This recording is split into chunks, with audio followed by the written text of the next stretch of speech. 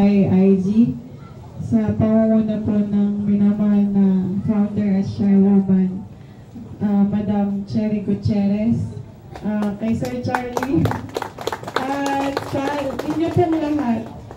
Gusto ko kasi po, sobrang hindi po madali yung pinagdaanan namin. Hindi lang po talaga halata kasi mahilig po talaga akong mag-ayos. Pero ano po, bago po kasi ako mag-dialysis, kung nakita nyo po, medyo naging chaotic sa Facebook sa part ng family ko. Kasi kahit ako po, nung time na yun, parang tanggap ko na baka hanggang doon na lang. Kasi talaga pong hindi na okay yung pakiramdam ko. Pero God is good talaga po. Kaya, yun po, sobrang lumakas yung loob ko. Powerful po talaga yung social media eh. Kasi dahil sa social media, kahit na, tingnan nyo po, iba't ibang lugar kayo. Pero, dumating po sa amin yung ano nyo, yung mga well wishes, prayers, yung mga messages, kahit hindi man po ako makareply, may mga nagme-message din po sa akin na member ng CSI, although hindi nila ako friend. Nung siguro po, nakita nila sa Facebook ni Mama o ni Papa, tapos minessage po nila ako, pinapalakas nila yung loob ko. Kaya sobrang maraming salamat po sa inyong lahat. Sa lahat po ng well wishes, prayers, financial support, maraming salamat po.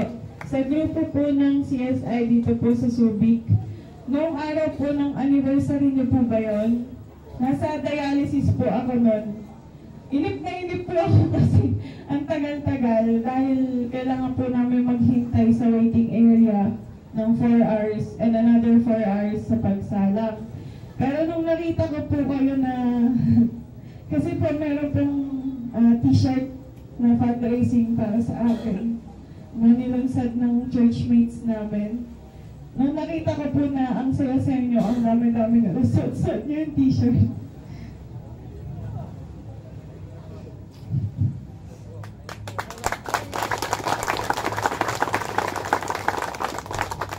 Sorry po, ang dami kasi papamana ni Papa eh. Yung magiging iyakin pa. Ayun po. Maraming salamat po sa inyong lahat. Kasi,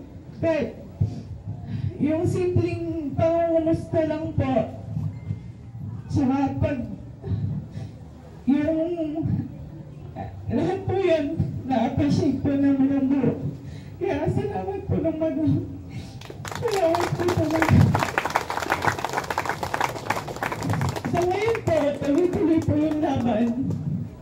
Salamat sa Diyos kasi after 3 sessions, bumalik yung lakas ko. Naging okay po ulit ako.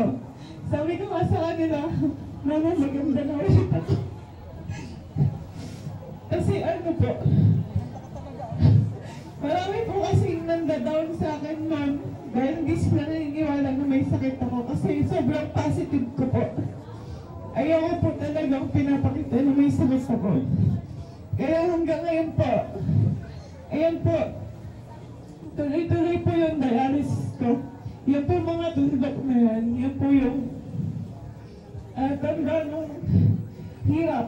Pero at the same time, sabi ko, kung ito po yung will nyo, kung ito po yung daan para mas sumaba yung buhay ko, gagawin ko po.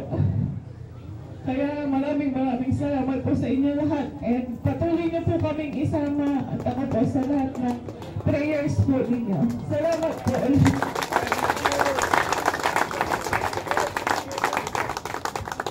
Okay, so alam natin ang rason